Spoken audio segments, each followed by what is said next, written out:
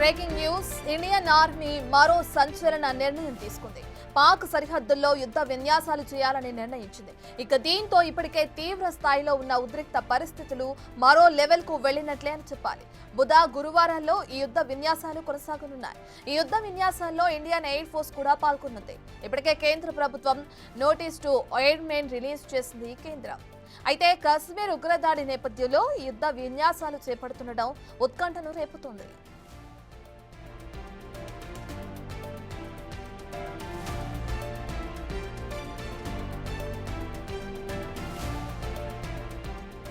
ఇప్పటికే Indian air force 2 సార్లు యుద్ధ విన్యాసాలు నిర్వహించింది. ఆక్రమణ్ పేరుతో డ్రిల్స్ నిర్వహించింది. యూపీలో టచ్ అండ్ గో డ్రిల్స్ కూడా నిర్వహించింది. ఇప్పుడు ఏకంగా పాక్ సరిహద్దుల్లోనే తమ సత్తా ఏంటో చూపించేందుకు రెడీ అయింది.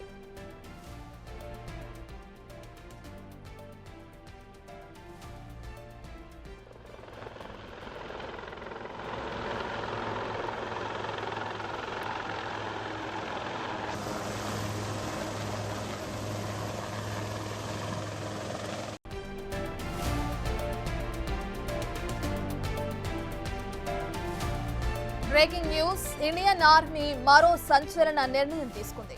పాక్ సరిహద్దుల్లో యుద్ధ విన్యాసాలు చేయాలని నిర్ణయించింది. ఇక దీంతో ఇప్పటికే తీవ్ర స్థాయిలో ఉన్న ఉద్రిక్త పరిస్థితులు మరో లెవెల్ కు వెళ్లినట్లే అని చెప్పాలి.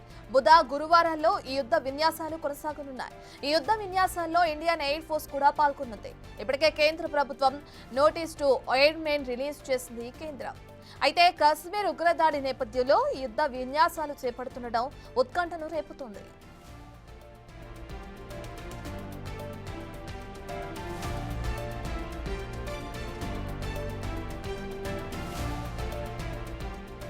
ఇప్పటికే ఇండియన్ ఎయిర్ ఫోర్స్ 2 సార్లు యుద్ధ విన్యాసాలు నిర్వహించింది. ఆక్రమణ్ పేరుతో డ్రిల్స్ నిర్వహించింది. యూపీలో టచ్ అండ్ గో డ్రిల్స్ కూడా నిర్వహించింది. ఇప్పుడు ఏకంగా పాక్ సరిహద్దుల్లోనే తమ సత్తా ఏంటో చూపించేందుకు రెడీ అయింది.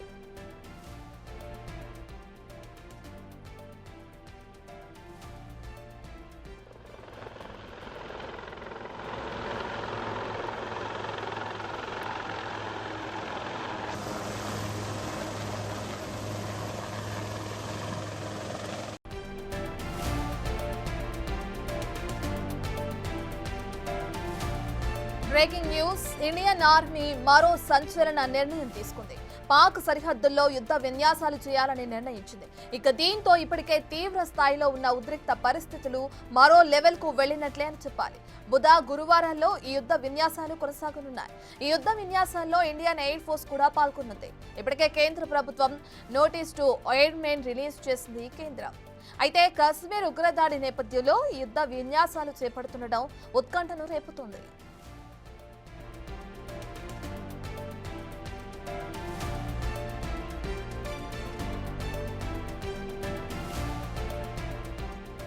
ఇప్పటికే ఇండియన్ ఎయిర్ ఫోర్స్ 2 సార్లు యుద్ధ విన్యాసాలు నిర్వహించింది. ఆక్రమణ్ పేరుతో డ్రిల్స్ నిర్వహించింది.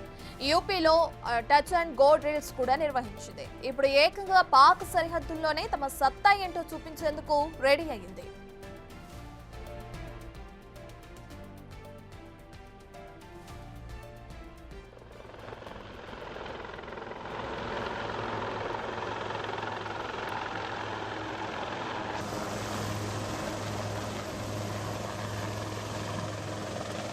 డీటెయిల్స్ చూస్తే పాక్ ను పిండి చేయాలి. పెహల్గాం ఉగ్రదాడి తర్వాత ప్రతి భారతీయుడి కోరిక ఇది.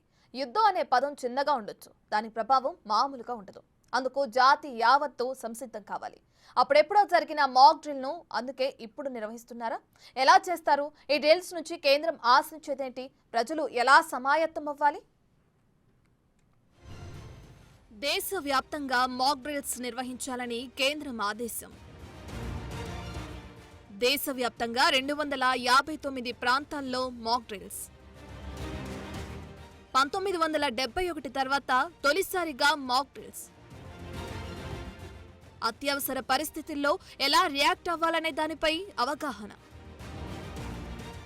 కాశ్మీర్ ఉగ్రదాడుల తర్వాత కేంద్రం సంచలన నిర్ణయాలకు కేర్ ఆఫ్ గా మారింది.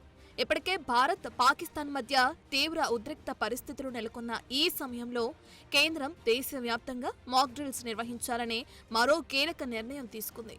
బుధవారం 259 ప్రాంతాల్లో మాక్ డ్రిల్స్ నిర్వహించనున్నారు. ఇందులో 3 కేటగిరీల ప్రాంతాలున్నాయి. యుద్ధ సమయంలో మన నగరంపై శత్రు దేశాలు దాడులు చేస్తే ప్రజలు ఎలాంటి పరిస్థితులు ఎదుర్కొంటారనే దానిపై ప్రజలకు అవగాహన కల్పించడం, విద్యుత్ సరఫరా నిలిచిపోవటం, మొబైల్ సిగ్నల్స్ ను నిలిపివేయడం, ట్రాఫిక్ ను దారి మళ్లించడం, ప్రజలను సురక్షిత ప్రాంతాలకు తరలించేందుకు తీసుకోవాల్సిన చర్యలు, పబ్లిక్ గా ఎలాంటి అనౌన్స్మెంట్లు వస్తాయి అనేది ప్రజలు తెలుసుకుంటారు. ప్రజలు అప్రమత్తంగా ఉండేందుకు ఎయిర్ రైడ్ సైరన్స్ మోగిస్తారు. ఆ సమయంలో ప్రజలు ఎయిర్ స్ట్రైక్స్ నుంచి తప్పించుకునేందుకు సురక్షిత ప్రాంతాలకు వెళ్లాల్సి ఉంటుంది. ఇక శత్రు దేశాల విమానాలు నగరాలను గుర్తించకుండా విద్యుత్ సరఫరాను నిలిపివేస్తారు. 1971లో టాక్టిక్ ను ఉపయోగించారు. అత్యవసరమైన కమ్యూనికేషన్ వ్యవస్థ, పవర్ ప్లాంట్స్, మిలిటరీ ఏరియాలను గుర్తించకుండా చర్యలు తీసుకుంటారు.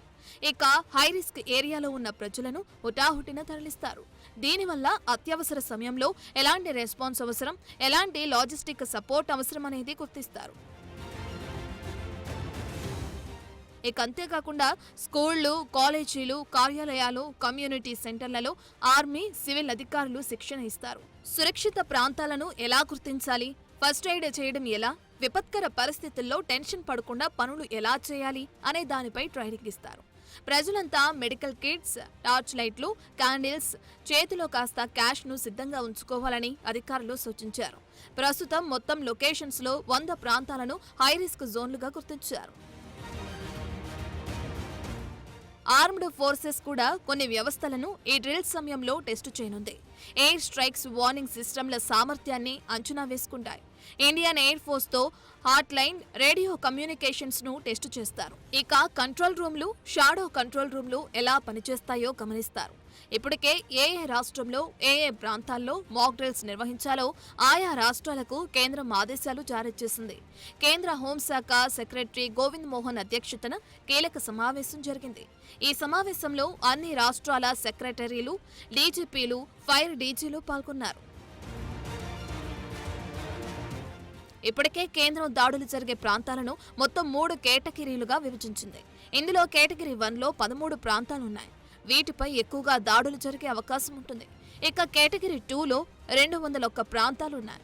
ఇక కేటగిరీ 3లో 45 ప్రాంతాలున్నాయి. ఇలా మొత్తం కలిపి 259 ప్రాంతాలను ముందే సెలెక్ట్ చేసింది కేంద్రం. బుధవారం ఈ ప్రాంతాల్లోనే మాక్ డ్రిల్స్ జరగనున్నాయి. తెలుగు రాష్ట్రాలకు సంబంధించి 2 ప్రాంతాలు కేటగిరీ 2లో ఉన్నాయి.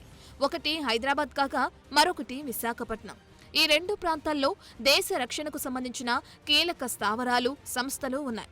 అందుకే వీటిని కేటగిరీ 2లో చేర్చారు.